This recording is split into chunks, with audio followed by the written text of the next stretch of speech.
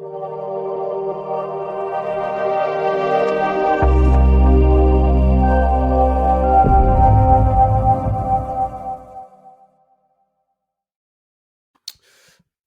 evening, Milanisti. We are back for another post-match reaction video. Another win, 2-1 at home against Fiorentina. A lot to cover in what wasn't probably an exciting game.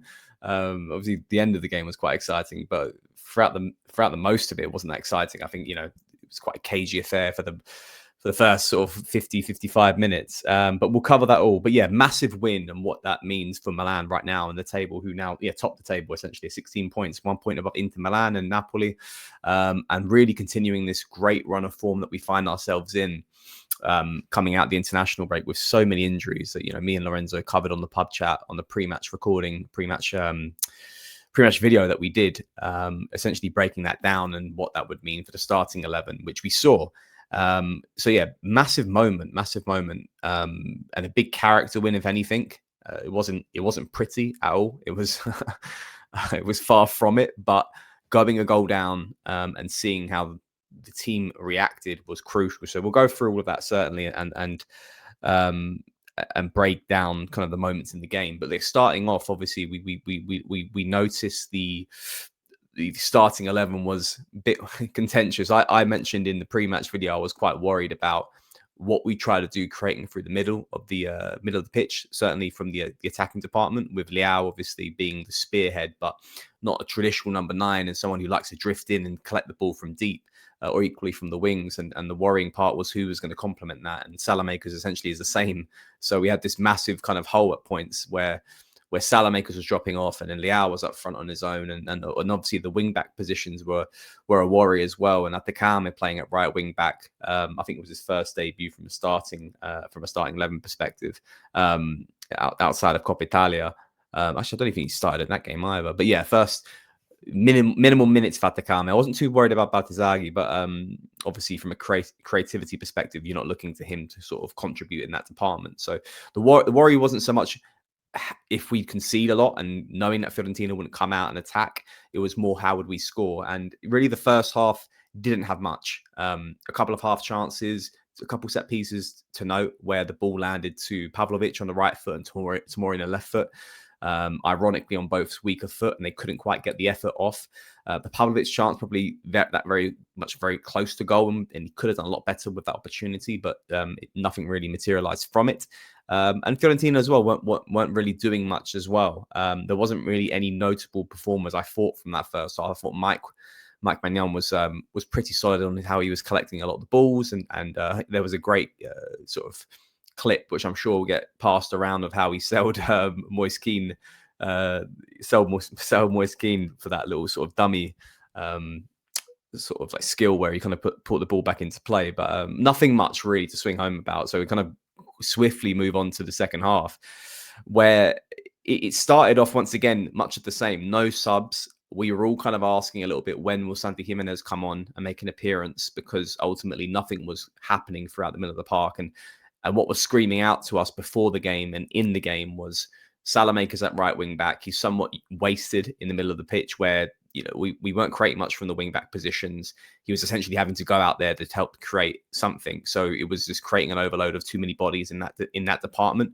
where he's much more useful on the right wing back. And you could see it as well. And I don't want this to be a point on attacking Atakame too much, but when the defenders are reluctant to pass the ball short to him, is showing there's a lack of confidence on his ability, nonetheless. And yes, he's still young and he can still grow, but at this very moment, it is concerning from a depth perspective, and the concerns that we've had at the right wing back position. You see a player like Dodo on the opposite side. I thought had a fantastic game for Fiorentina. I thought he was really good at progressing the ball forward and creating from nothing. I thought he was great, and I think it's very interesting going into January. I think that might be a department where we might look to upgrade. But yeah, Atakame came off. Well, I'm skipping right ahead here. Sorry. Second half started, not much happening, and then essentially Fiorentina get their goal, which was a bit of not against the run of play, because we weren't creating much either, but certainly how the goal went down, it was kind of like nothing much was happening. I believe it was a corner, got headed out and then the cross comes back in and it's headed back in, and I can't remember who knocked it. I think it was either Ranieri or the Croatian centre back for Fiorentina knocked the ball back in, and I think Salamakers was the marker, so he didn't really have a chance there. And it's just gone through a small sea of bodies. I think Moise Keane's there, Pavlovic is there, and Mike's kind of reacted late because no one's quite got a touch to it, and he's palmed it out, and it's hit Gabbia off the waist.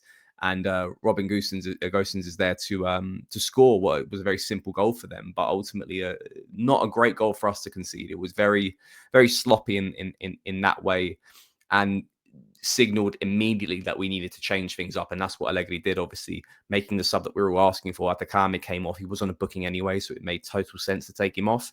Salamakers went to right wing back, and then it was Santi Jimenez up front with Rafael Leao, and immediately you could see a spark on the way that we were playing. It was okay. We're going to drive the ball forward. We need to create right now. We're running out of time. I think it was around 55th, approaching the 60th minute, where things started to manifest in that way. And it all really started from a Fofana booking where he actually gets fouled, and then he swings an arm and hits Ranieri in the face, in the nose. Gets a booking from it, and Ranieri has to come off the pitch, which leaves Fiorentina down to 10 men.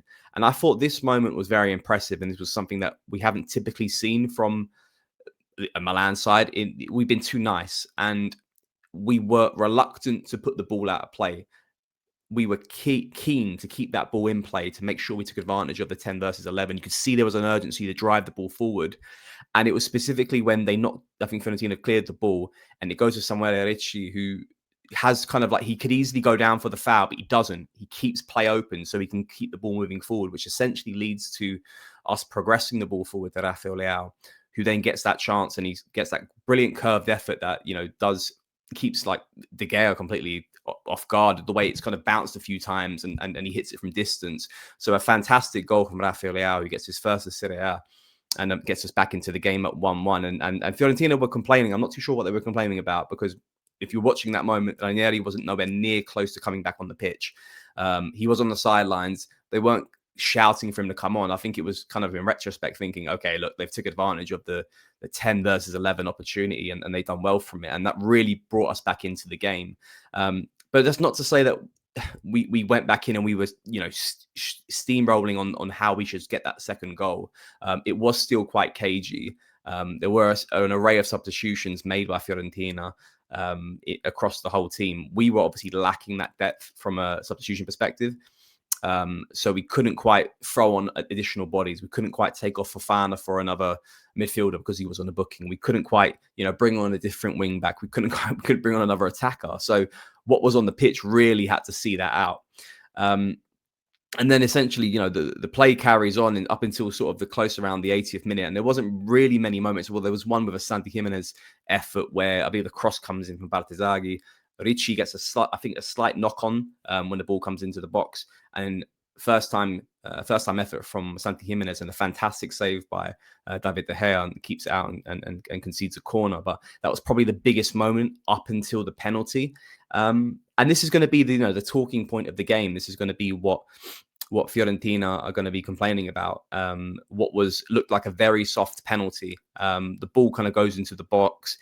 I think Santi tries to get an effort off. It hits, it deflects off the defender, and it comes back in. And I think it was Parisi that basically sees Santi coming, and he swings his arm out. So there is no intention to play the ball because he sees Santi and he goes to take him out. And which that for me is enough for a penalty, because there's no intention to play the ball. It's intention to pull the man back. And that's for me why it's a penalty, despite it looking soft and being soft. I don't think you can disagree with that. But ultimately, it pulls him. You could argue certain angles, give a different opinion on how tough that looked. Obviously, a Fiorentina player is coming in, but it did pull him back, and it did stop him from getting to the ball. And a lot of time was wasted on VAR. I have to say, I thought the ref didn't have a great game. There were a lot of bookings and a lot of moments where didn't quite do either team's any favor in it. And certainly in that moment there, it was kind of like, okay, just make a decision, either give the penalty or don't give a penalty. I think he must have spent about 3 or 4 minutes on VAR. Goes to the camera, gives the penalty, and I believe the defender gets booked as well. Parisi probably gets booked, or someone else gets booked for complaining. And then we were all kind of thinking, who's going to be taking this penalty now, because obviously Pulisic missing that opportunity, missing the penalty against Juventus, and him not playing this game. Well, I've been a massive advocate for him to keep taking those penalties. He should be our go-to penalty taker. So naturally, who's the backup in that situation? And the first thing I could think of was Luka Modric. But you're seeing Santi Jimenez and Fofana standing over the spot. Fofana with the ball in his hand. I couldn't believe. I was like, no way Fofana's taking this penalty. And out of nowhere comes Rafael Leao. Obviously, he's got the first goal under his belt. And I sat there thinking, have I actually seen Leao take a penalty at his time at all in Milan? And I can't think of one that's been out as perhaps a penalty shootout. And he does really well. Slots it to the left. Keeper guesses the wrong way. And that for me, and me and Lorenzo spoke a lot about Leao and this being his moment. And if he takes it, then he's the player that we can be convinced on what we think he can get out this season. And if he doesn't, then it leaves a lot of questions to be answered. And he did. Not only does he score the first goal, which he does brilliantly well with, and I think he did a great job at stepping up of what the pressure from the Croatian centre-back up against Pogranic or whatever his name is. He does a fantastic job at really kind of getting some anger of what he was trying to get out of him, and it allowed him to increase his intensity, which led to that first goal. Because I think you could see him sort of tell him to shut up. But to take the penalty is huge. And I know it sounds minimal, but that is so huge, because in a moment where we just had our main penalty taker miss, question marks on who should be the penalty taker, and for him to kind of come out of nowhere, I didn't even think in any sort of imagination that he could be one of the options. And he took it, he slotted it, and he scored. Simple as. And I thought that was brilliant, really, from a character perspective, because then that looks to him to be a leader, which is so key. And then really after that, it's just a moment of seeing out the game. Coney De Winter comes on. I think Leao comes off as well for the young attacker as well. I always forget his name, begins with B. Apologies, I'm just rushing this one off. But it was a simple kind of see out for a game where we did really well defensively. Modric again was imposing, winning the ball back. But this really is a bread and butter Legby win, simply where, once again, we didn't concede much defensively. Obviously, conceded a sloppy goal, which we'll certainly go away with and take some lessons from. And it's a moment where all that was required tonight was to get the win. It's a big game week with Napoli dropping points, Juventus dropping points, both losses there, Roma losing as well, Atalanta drawing. We needed to get this win, and now we're top of the table with a massive game week coming up. We play Pisa next on Friday night, Inter play Napoli, and Juventus play Lazio.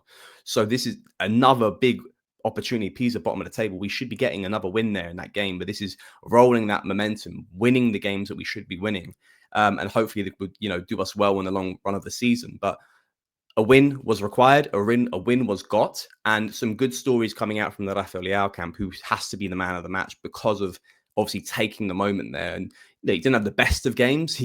There are some things that you can certainly work on from a 90-minute perspective, but he scored 2 goals, and that's all you can ask from him. And obviously he's kind of charging up the goal scoring ranks as well, with Pulisic being out. It's so fundamental. So long may it continue. But look, guys, let me know what you thought of the game. Big 3 points, in my opinion. It wasn't pretty. It was ugly at times as well. But what was required was getting the win. So let me know what you guys think about that. And then we'll catch you guys next time. Probably catch you on a pub chat, which will be after the Pisa game. So we have a lot to recap in that video. So yeah, we'll catch yourselves then. Until then, Forza Milan.